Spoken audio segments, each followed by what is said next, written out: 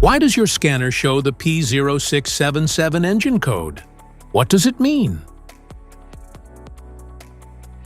P0677 is a diagnostic trouble code for cylinder number 7 glow plug circuit.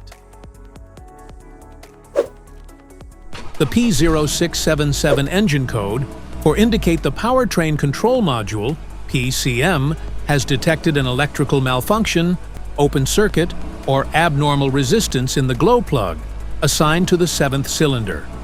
Under this circumstance, stop driving and repair your vehicle immediately. So, what causes this imbalance? Here are the most common culprits. This error can be caused by these possible faults in your vehicle.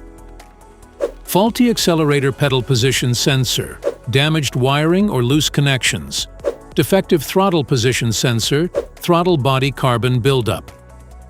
ECM or PCM failure. Each DTC code corresponds to a specific issue in your vehicle.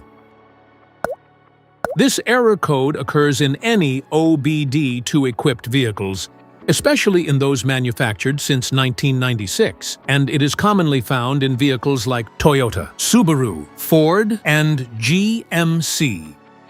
If you want to fix this error code, let us know in the comments section. We will definitely make the video on your demand.